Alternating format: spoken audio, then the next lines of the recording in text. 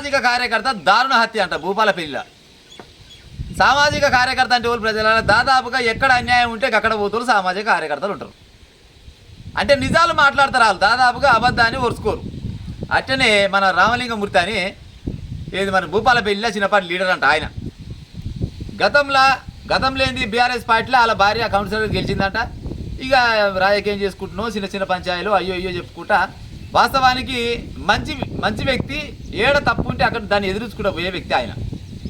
అయితే ఆయన మీద అక్కడ ఉన్న మున్సిపల్ చైర్మన్ అంట, మున్సిపల్ చైర్మన్ హరిబాబు అనే ఒక వ్యక్తి. ఆయనకు పైన ఉన్న బాసవులు మన గండ్ర వెంకటరమణ రెడ్డి ఉన్నాయి కదా, ఆయన ఎమ్మెల్యే. ఇద్దరు కలిసి ఎంతసేపటికి ఈడు అడ్డం ఉన్నాడు, మనం చెప్పిన పని చేస్తలేడు. అంటే వాళ్ళు ఏం చెప్తారు, ఎక్కడైతే పేదోళ్ళ భూములునే దాన్ని గుంజాలి, వాళ్ళకి 4 రూపాయలు వచ్చే పని వాళ్ళు చేయాలి. దానికి ఈరో ఒప్పుకోడు. సొంత పార్టీలో వండుకుంటూ కూడా మీరు చేసే తప్పని చెప్పిండట. అంటే ఆయన తప్పని చెప్పడమే పెద్ద తప్పు. దగ్గర ఈ చచ్చిపోయిన ఆయనకు 14 కేసులు పెట్టిరంట అక్రమంగా. 14 కేసులు పెట్టి పీడీ యాక్ట్ కింద కూడా ఒక కేసు అయితే 98 రోజులు జైలుకు పోయి వచ్చినట. 98 రోజులు జైలుకు పోయినాక చివరికి న్యాయం తన వైపు ఉన్నట్టుంది. బెయిల్ దొరికితే బెయిల్ మీద బయటకు వచ్చింది. గతంలో ఇప్పుడు చనిపోయిన ఆయన ఏం చేసిండు, ఇంకో వేరే పని మీద కూడా కేసు వేస్తే, ఆ కేసు వేస్తే వాదించే లాయర్ చచ్చిపోయాడు. ఒక 6 నెలల కింద ఆయన చచ్చిపోయినట. నిన్న ఈయన చచ్చిపోయాడు. ఆయన ఎట చచ్చిపోయిన ఆయన హార్ట్ అటాక్ అని చెప్పారు, ఏదో రకంగా కమ్మేసిరు. ఇవాళ ఈయన చచ్చిపోయాడు. అంటే ఆయన చచ్చిపోవడానికి ఈయన చచ్చిపోవడానికి కారణం ఏంటంటే కేవలం అక్కడ చేసే కొంతమంది లంగా దొంగ లీడర్ల అక్రమాలని బయట పెట్టి మీరు చేసేది తప్పులన్న పాపానికి నిన్న రాత్రి ఆయన ఏదో పని ముగించుకొని ఇంటికి పోయే టైంలో అక్కడ మన భూపాలపల్లిలో మాజీ ప్రభుత్వం గత ప్రభుత్వం వాళ్ళు గవర్నమెంట్ ఇల్లు ఇచ్చిన జాగా పోగానే చేయడం పెట్టినట. చేయడం పెట్టగానే పాపం ఈయన బోలశంకరుడు ఏమైందో పాపం అని పుసుకున్న బండి ఆపిన పాపానికి ఆప్తే 4-5 కలిసిరంట. 4-5 కలిసి కత్తులు తీసుకొని ఇష్టం వచ్చిన రకంగా నరికి కడుపులో ఉన్న పేగులను కూడా బయట వేసి వెళ్ళిపోయారు. ఆ లొల్లిలో అక్కడికి చుట్టుపక్కల చూసి ఇంట్లో సమాచారం అందిస్తారు కదా, వాళ్ళు పెద్ద దాకా కొనబోయేసరికి పాపం డాక్టర్ ఏం చేస్తాడు, అయిపోయిందా చచ్చిపోయిందని చెప్పింది. వాళ్ళ భార్య ఈరోజు పక్కపొంటి లెటర్ వస్తుంది, ప్రజలారా చదివే ప్రయత్నం చేయండి, అబద్ధం అయితే మేము చెప్తలేము.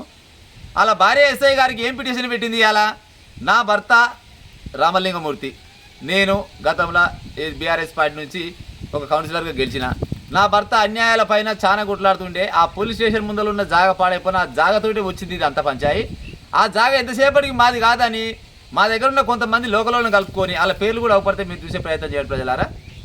వాళ్ళని కలుపుకొని ఎట్లయినా చేసి ఈయన తొలగించుకుంటేనే ఆ భూమి మాకు వస్తుంది అనుకొని ఎప్పటి నుంచో ఈయన మీద కక్ష కట్టి పెట్టి కూర్చురంట. ఇన్ని రోజులకు వాళ్ళ కక్ష అనేది నిన్న తీరినట్టు కొట్టింది. దగ్గర ఇప్పుడు 14 నెలలు అవుతుంది కదా మన కాంగ్రెస్ ప్రభుత్వం వచ్చి. ఈ కాంగ్రెస్ ప్రభుత్వం రాగానే ఈ హరిబాబు అనే ఒక ఆయన ఉంది కదా, ఏది మన మున్సిపల్ చైర్మన్ అంటే అక్కడ ఆ మున్సిపల్ చైర్మన్ ఏమైనా కానీ అక్రమాలే. ఏడ భూములు ఉన్నాయి, పేదలున్నాయి, ఏడ 4 రూపాయలు వస్తాయి, ఎవరు ఎత్తున చేయి పెట్టాలి. ఎందుకంటే ఎమ్మెల్యే గారి చేతులు అప్పుడు ప్రభుత్వంలో ఉన్నప్పుడు ఆ దొంగల లంగలు అంతా చాలా మంది జమ పార్టీ నాశనం అయిపోను. కానీ అందులో ఏమైనా అక్రమాలకే అది అడ్డ. ఇక అధికారం అడ్డు పెట్టుకొని ఈ లోకల్ ఉన్న ఇప్పుడు ఈ హరిబాబు అంటూని పట్టుకొని అక్కడ ఇటువంటి మంచి లీడర్లని అరిగోస పెట్టించారంట. వాళ్ళ భార్య క్లియర్గా మెన్షన్ చేసి రాసిపెట్టింది. 5-6 వాళ్ళ పేర్లతో సహా చెప్పి, సార్ దయచేసి మాకు న్యాయం చేయండి, మా భర్తని అతి కిరాతకంగా చంపిరు. కారణం ఏంటంటే కేవలం ల్యాండ్ పంచాయలు కొంతమంది పేదోళ్ళకు న్యాయం చేయబోతే అక్కడ ఉన్న లోకల్ లీడర్లకు నచ్చక నా భర్తని ఎంతసేపటికి చంపాలని ఎన్నోసార్లు దాడి చేసి 14 రకాల కేసులు పెట్టి ఒక పీడీ యాక్ట్ కింద కేసు పెట్టి చంపేస్తే బయటికి వెళ్ళంగానే చంపేసిరంటే నిజంగా కూడా ఆయన ఉంటే వీళ్ళకు ఏమేమి అవరపోవునో ఒకసారి ప్రజలారా మీరు ఆలోచించాలి. ఆయనది వీడియో కూడా వస్తుంది మా ఛానల్లో చూడండి. గతంలో ఇప్పుడు మన తొలి వెలుగు రగన్న కూడా గతంలో ఆయన ఇంటర్వ్యూ చేసినప్పుడు క్లియర్గా చెప్పిండు ఆయన ఏమైనా కానీ అక్కడ ఉన్న వాళ్ళు మొత్తం అరాచకం చేసుకుంటా ప్రభుత్వాన్ని అడ్డు పెట్టుకొని ఇటువంటి లీడర్లను ఎదగనీయకపోయారు. కానీ పేదోళ్ళని ఎత్తులో చేయబెట్టాలి, ఎంతసేపటికి 4 రూపాయలు సంపాదించాలి, అంతకు మించి ఇంకో పనే చేయాలట. ఎందుకంటే అధికారం మాది ఉంది, రాజు మావాడే మంత్రి మావాడే ఎట్టగొడతో కొట్టన్నట్టు మొత్తం అధికారం వాళ్ళ చేతుల్లో ఉండే కదా. అధికారం వాళ్ళ చేతిలో పెట్టుకొని చక్కదానాల వ్యక్తిని 50 ఏళ్ళు ఉంటాడంట. పాపం ఊరంతా కన్నీరు మున్నీరు ఎదురు చూస్తున్నట్టు ఇప్పుడు శవం కోసము. మరి ఇలా ధన సంస్కారాలు అయినాయా కాలేదు ఇంకా మనకైతే తెలియదు. కానీ చక్కదానాల వ్యక్తిని చంపిన వాళ్ళు అంటే కేవలం ఈ మాజీ ఎమ్మెల్యే ఉండి కదా గండ్ర వెంకటరమణమూర్తి, ఆయన సోపతిగాడు, వాళ్ళు ఆయన హరిబాబు అంటోళ్ళు ఆయన కొంతమందిని తీసుకొని వాళ్ళ పేర్లు క్లియర్గా వాళ్ళ భార్య మెన్షన్ చేసింది, తండ్రి పేరు, వాళ్ళ ఊరు, అడ్రస్ మొత్తం పెట్టి ఎస్ఐ గారికి చెప్పింది. దయచేసి ప్రభుత్వం వాళ్ళు రేవంత్ రెడ్డి సర్కార్ వచ్చినాకనేనట ఇది మన హరిబాబు అంటోడు ఆడు కూడా జైలుకు పోయి వచ్చినట్ట, జైలుకు పోయి ఈ మధ్యలో బయటికి వెళ్ళినట్టు ఎల్లంగానే పోయి ఈ పని చేసిండు.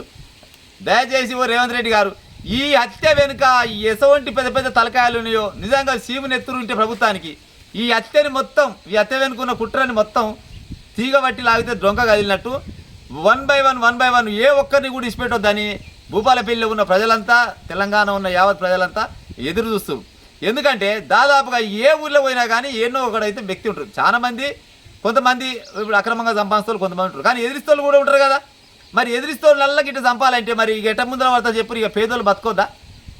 గత ప్రభుత్వం చేసిన తప్పులు మీరు చేయొద్దు. దయచేసి రేవంత్ రెడ్డి గారు ఈ హత్య వెనుక ఎవరెవరి హస్తం ఉందో ప్రతి ఒక్కరిని తీసుకొచ్చి ఆడ పబ్లిక్లో చూపించాలి. ఇగో పలానా ఆయన వీళ్ళు వెనకంగా ఉన్నది వాళ్ళు, వాళ్ళ వెనకంగా ఉన్న పెద్ద తలగా అయ్యేవాడు.